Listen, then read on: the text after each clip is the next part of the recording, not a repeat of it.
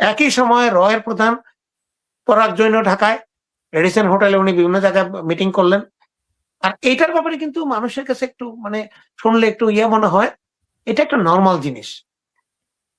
বাংলাদেশের ডিজিএফ এর প্রধানও এপ্রিল মাসে দিল্লি টিল্লি ঘুরে আসছেন এবং ওনারা আসা যাওয়া করেন সবসময়। এখন ভারতের সাথে আমাদের সম্পর্কটা অন্যরকম। আমরা স্বাধীনতার পরে একটু দেখার চেষ্টা করছি 5ই আগস্টের পরে, এই জন্য এটাকে দৃষ্টিগত লাগে। রয়ের প্রধান আসছেন এর আগে, এটা আমার জানা নাই। হ্যাঁ, বিভিন্ন ঊর্ধ্বতন কর্মকর্তারা আসছেন, কিন্তু রয়ের প্রধান আসছেন অনেকবার আসছেন, কিন্তু এটা মিডিয়া আসেনি। মিডিয়া এবার কিন্তু উনি কিন্তু আমি বিশ্বস্ত সূত্রে, অসমর্থিত সূত্র অবশ্য, আমি এটা আমাকে দায় সূত্রের নাম প্রকাশ করা যাবে না, উনি কিন্তু এখানে বেশ কিছু অসমর্থিত বলি কেন, কানাডায় বসে কোন সূত্রকেই 100% কনফার্ম বলা যায় না, কাজে তো অসমর্থিত সূত্রই বলা যায় না। কিন্তু অসমর্থিত আমি বলি এই হিসাবে, যিনি আমাকে বলেছেন বা যার কাছে শুনেছি ওনার নাম আমি প্রকাশ করতে পারবো না, ওনার সমস্যা হবে, সেই হিসাবে অসমর্থিত বলি। বলুন কি সূত্র প্লিজ। হ্যাঁ, ওনারা যেই জিনিসগুলো দিয়েছেন এইটাই কিন্তু এই পুরা জিনিসের একটা মাইন্ডসেট। ওনারা সরকারের কাছে বা সরকারের যে প্রতিনিধির কাছে ওনারা কথা বলেছেন, শেখ হাসিনার ফিরে দেওয়ার ব্যাপারে কিন্তু বেশ কিছু ওরা শর্ত দিয়েছেন।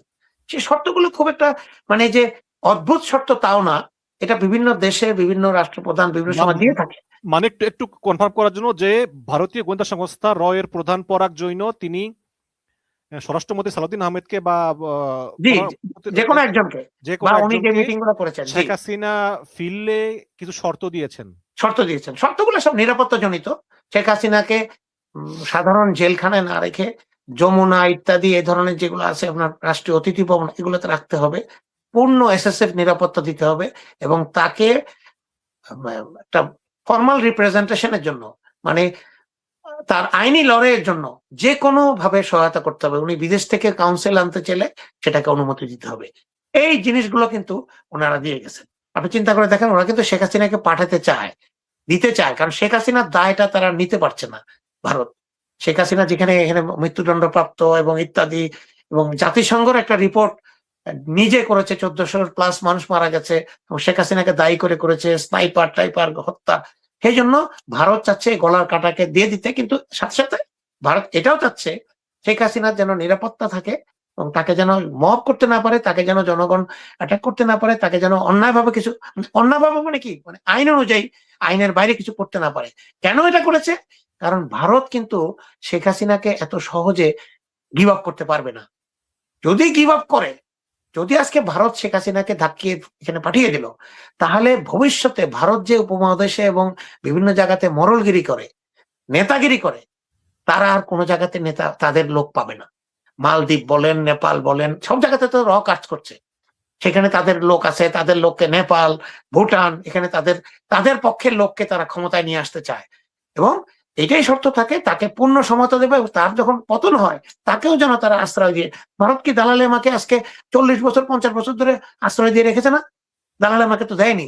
চায়না তো অনেক চেয়েছে, দেয়নি তো দালাল আমাকে। কারণ দালাল আমাকে দিলে তিব্বতের বিচ্ছিন্নতার জন্য দালাল আমার ফাঁসি হবে, দিবে না। এরকম আরো বহু লোক, ওই যে আজীবন ইয়েকে রেখেছিল না, ওই যে লেন্দুক দর্জি, তাকে তো আজীবন ভারত আশ্রয় দিয়ে রেখেছে, মারাও গেছে সেই লোক। তো শেখ হাসিনাকে এভাবেই ভারত দিতে চাইলেও তাদের ভবিষ্যৎ চিন্তা করে এভাবে দিতে পারবে না, নিরাপত্তা ইত্যাদি দেখে। আর বাংলাদেশের উপর প্রচন্ড চাপ সৃষ্টি করছে, আমেরিকান লবিকে ব্যবহার করছে, এবং বিভিন্ন ব্যবহার করে শেখ হাসিনার যেন ফেরত আসে, এবং আওয়ামী লীগ যেন আবার ওটাইবার না নর্মালি একটা পলিটিক্স করার সুযোগ পায়। এইটা কিন্তু ভারত চেষ্টা করবেই। ভারত এগুলো করে প্রমাণ করে দিচ্ছে যে তারা বাংলাদেশের জনগণের বন্ধু না। তারা আওয়ামী লীগ, শেখ পরিবার বলেন, আওয়ামী লীগের লোকজন বলেন, এবং আওয়ামী লীগের সরকার বলেন, সেটাই তাদের ফাইনাল ডেস্টিনি ছিল। বাংলাদেশের সরকারের সাথে বা অন্য লোকের সাথে তাদের সম্পর্ক ভালো হওয়ার কোনো সুযোগ তারা রাখে না। এটা কিন্তু তারা প্রমাণ করে দিচ্ছে। তাহলে যেই শেখ হাসিনা জীবনে ক্ষমতা থাকতে কোনোদিনও নিরপেক্ষ বিচার করে নাই, প্রহসনের মাধ্যমে জামাত ইসলামের তাদেরকে ফাঁসিতে ঝুলাইছে, বেগম জিয়ার এতিমের টাকা চুরি নাকি বিচার, ওইটাকে প্রহসনমূলক বিচার করছে। এমনকি শেখ হাসিনার বেগম জিয়ার যে আইনজীবী লর্ড কার্লাইল, ব্রিটিশ আইনজীবী, তিনি পর্যন্ত বাংলাদেশে আসতে পারেন নাই, এবং তিনি ভারতে গিয়ে সংবাদ সম্মেলন করবেন, মোদী সরকার সেই সংবাদ সম্মেলনটা বন্ধ করতে দেয় নাই। সেই শেখ হাসিনা যাতে সুবিচার পায়, এই কারণে ভারতের রয়ের প্রধান বাংলাদেশে আসছেন, যিনি ক্ষমতা থাকা অবস্থায় কারো প্রতি সুবিচার করেন নাই। এখন তার সুবিচারের জন্য ভারত থেকে রিকোয়েস্ট আসছে। এটা হলো খুব খুব আইরনি আর কি। এটা হলো মানে আছে না যে কথা বললে, কারণ ওরা মানে শেখ হাসিনাও একজন বিচার প্রার্থী, তারও বিচার পাওয়ার অধিকার আছে। অনেকে আপনি আপনি কি রয়ের চিফ এবং বাংলাদেশের যে নিযুক্ত রাষ্ট্রদূত ত্রিবেদী সাহেব, তাদের সাথে এই মিটিং টিটিং এর পরে আপনি কি একদিন পরেই আমাদের জাহিদুর রহমান সাহেবের সাংবাদিক সম্মেলন দেখেছেন? একদিন পরে কথা শুনেছেন ওনার? উনি গত 6 মাস ধরে যা বলেছেন টোটাল ইউটার্ন। 6 মাস ধরে উনি বলেছেন, আমার কাছে 4-5টা ভিডিও আছে, যে শেখ হাসিনা আসলে তার বিচার রায় কার্যকর হবে এবং তাকে এই বিচারের রায় কার্যকর এবং অন্যান্য যেগুলো ফেস করতেই হবে। আর এইটা যাওয়ার পরে উনি এই লোকগুলো যাওয়ার পরে উনি কি বললেন? শেখ হাসিনার পূর্ণ নিরাপত্তা, পূর্ণ আইনি সহায়তা এবং ন্যায় বিচার পাওয়ার যে অধিকার সেটা আমরা নিশ্চিত করব, তারপর কোনো অবিচার করা হবে না। আপনি এই পার্থক্যটা দেখে আমি স্তম্ভিত হয়ে গেলাম যে বাংলাদেশ কি ভারতের খপ্পর থেকে বা কোনো বিদেশি দেশের খপ্পর থেকে কোনোদিন বেরোতে পারবে না? আমাদের সরকারগুলোর ভিতরে যে তারা যে লোকজনকে দিয়ে রেখেছে বিভিন্ন আজীবন ভাবে তাদেরকে দিয়ে রেখেছে, তাদের কাছ থেকে কি আমরা মুক্ত হব না? আমরা কখনো বাংলাদেশি হতে পারবো না?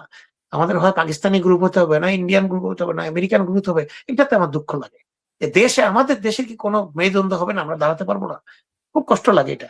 এত কিছু করার পরেও শেখ হাসিনা যদি উনি ব্যক্তিগতভাবে তার প্রতি আমাদের ইয়া নাই, কিন্তু উনি যদি বিন্দু মাত্র অনুতপ্ত হতো, বিন্দু মাত্র, যে আমি এগুলা করলাম, আমার কাছে মাঝে মাঝে মনে হয় একটু বেশি হয়ে গেছে, এতগুলো লোক মারা গেল, আমি তো জানতাম না, তো আমি খারাপ ফিল করি, এটাও যদি বলতো